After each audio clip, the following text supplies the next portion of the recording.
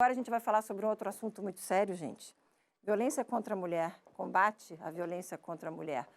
Somos todas Ingras. Esse é o nome de uma associação que vai fazer um ano em agosto, acaba de ser criada. E foi criada por uma mulher chamada Ingra.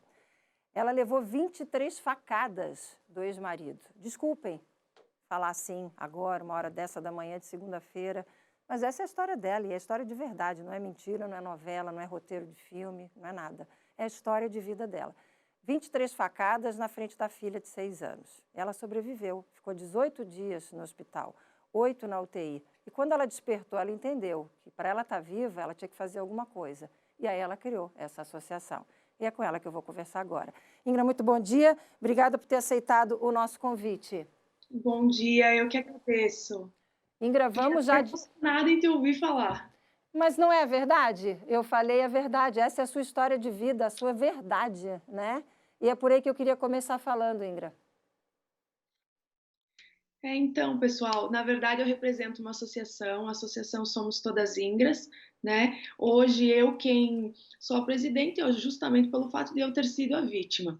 Mas nós estamos numa luta, assim, eu brinco e com dor no coração, de que é uma pandemia oculta, né, gente? É algo que é conhecido, é escancarado, mas nós ocultamos dia após dia porque sempre tem uma mulher próxima de nós que sofre esse tipo de violência. Esse nome não foi escolhido por mim, foi uma bandeira levantada na época do ocorrido pela cidade, pela região, onde paralisou, as pessoas oraram muito pela minha vida, fizeram protesto.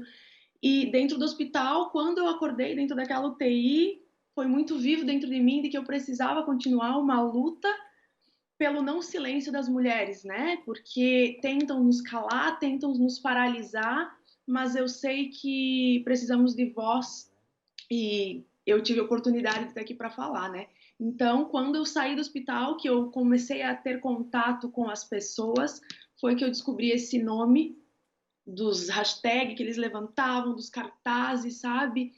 E não tive dúvida, por isso que carrego o meu nome, mas não é só pelas Ingras, é pelas Marias, pelas Anas, pelas Joanas, que talvez ainda sofram, né? Ou que estão sofrendo, ou que já partiram e não tiveram a mesma oportunidade que eu de estar aqui hoje expondo uma causa tão nobre. Ô, Ingra, quando a gente conversou, todo mundo sabe, eu sempre conto isso aqui, a gente obviamente faz uma pré-entrevista antes de trazer o depoimento ao vivo aqui para vocês. E você me falou algo que me chamou muita atenção. Você disse assim, sempre tem uma justificativa para dizer que a mulher não sai daquela ação de violência, porque ela não sabe se comunicar, porque ela é muito tímida, porque por isso, por aquilo outro. E não é nada disso, né? Eu queria que você falasse um pouquinho sobre isso. Quem sabe tem alguém nos acompanhando, está vivendo essa situação e está com medo de sair dessa situação. O que passa uma mulher que é vítima da violência e fica tendo dificuldade para sair dessa situação? Então, eu falo com convicção e é por isso que eu tenho até dor quando as mulheres me procuram, por quê? Porque a pessoa que é vítima, quando acontece a primeira agressão, os primeiros sintomas, ela começa a buscar nas redes sociais, nas leis. A última coisa que ela vai, o estágio, é ir para a polícia militar, salvo se é algo extremo, né? Então, assim, gente, eu sou contadora, eu trabalho com leis, eu sou perita, então eu sempre.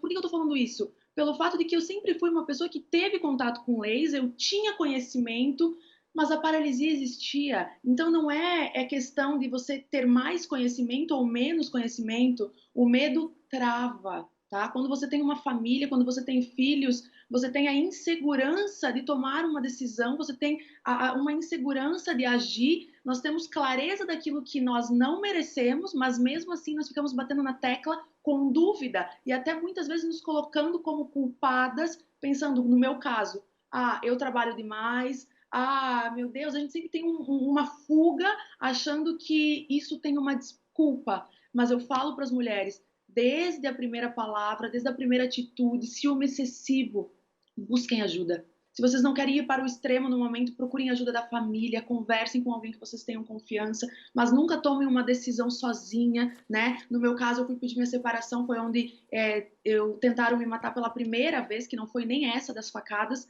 né, que veio ao extremo. Na época, esse primeiro fato eu ocultei só perante a lei, os advogados e minha família, por conta do medo, por conta da exposição, por conta dos meus filhos, que eu não gostaria que eles tivessem sido expostos dessa forma, né? Mas a paralisia existe para todos os níveis, não existe classe social. E até me perguntaram esses dias qual a abrangência da associação. Eu gostaria de dizer que era só na minha cidade, mas não. A abrangência é internacional, porque a violência não tem limite geográfico, infelizmente.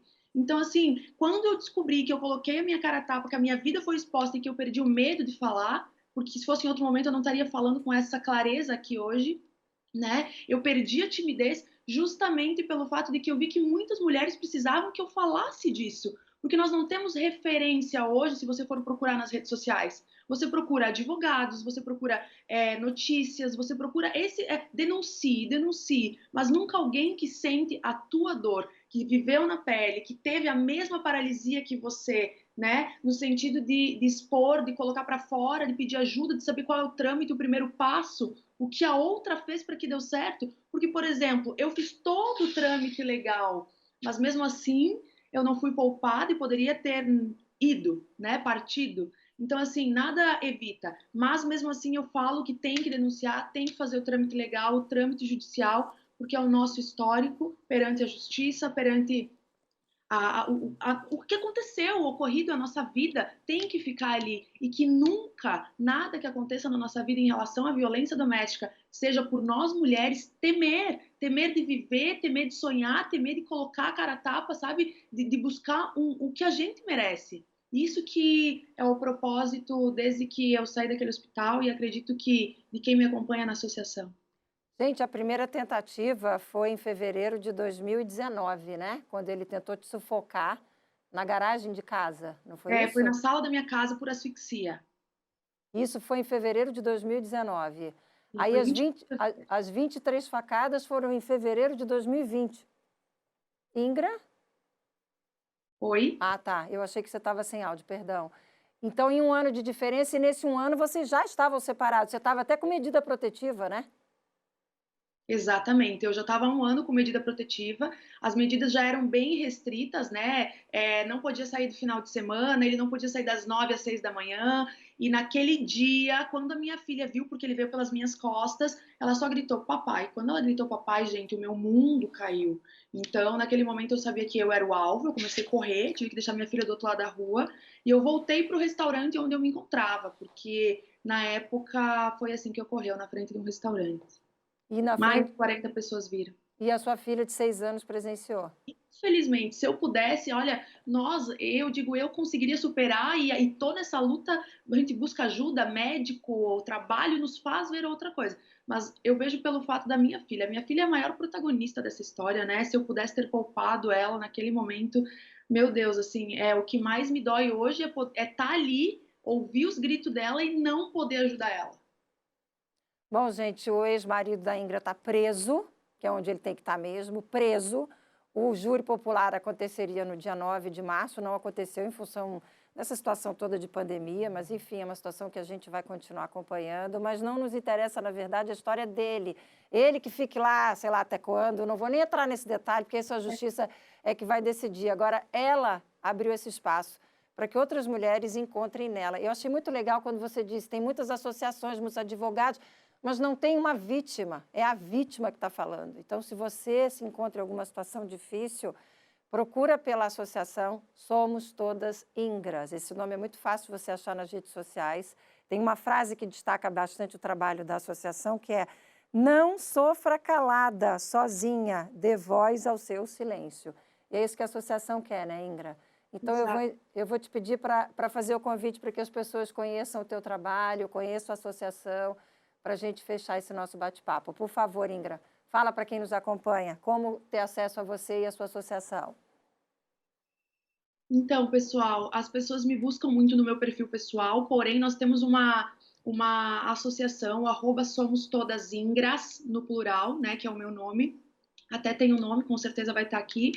E as pessoas me procuram pelo meu perfil pessoal. Porém, quem administra a página da associação sou eu. Eu sempre tomo a frente de tudo, tudo passa por mim, até porque tem coisas que eu não gosto que fale numa linguagem. Então, assim, Vocês não tenham medo de que talvez outra pessoa vai mexer nas páginas, não sou eu. O WhatsApp também está lá na página, eu que tenho acesso a esse WhatsApp. Não é nada escancarado, vocês nunca vão ser expostas. Se vocês precisarem de ajuda, me ligarem. Sempre estaremos aqui, indiferente do horário, indiferente da região, indiferente da cidade, para trocar experiência, para nos ajudar, para uma estender a mão, porque deu de silêncio, né? Uma por todas e todas por uma, deu de uma vez essa história, porque se nós não nos unirmos agora, isso sempre vai se agravar. Com certeza. E agora, infelizmente, em época de pandemia, Ingra, a gente tem acompanhado os números oficiais das entidades que acompanham esse tipo de atendimento. E, infelizmente, aumentou e aumentou muito o número de violência doméstica, o número de agressões às mulheres. Então, assim, é um assunto seríssimo, gravíssimo, que a gente está de olho, está acompanhando. E a Ingra está aqui trazendo esse depoimento, como ela disse, dando a cara para bater, se abrindo, né? Contando a história de vida dela. Ela não está falando de ninguém, ela está falando dela mesma, com essa verdade, que foi o que ela descobriu que ela precisava fazer quando acordou numa UTI depois de levar 23 facadas. Ingra, obrigada por dividir a sua história com o nosso telespectador. Conte sempre com a gente aqui, tá? O SC no Ar está aberto para o que você precisar, para o que as Ingras precisarem, para que a gente fale sobre esse assunto, ó, faça o alarde sobre esse assunto, faça o alerta sobre esse assunto. O que você precisar, conta com a gente aqui, tá bom? Muito obrigada. Um ótimo dia para você. Para vocês também. Valeu, obrigada. Até uma próxima oportunidade. Forte, né, gente, esse depoimento. E tá aí, se você se encontra nessa situação, não perde tempo. Procura a Ingra, que ela com certeza vai poder te ajudar e te orientar.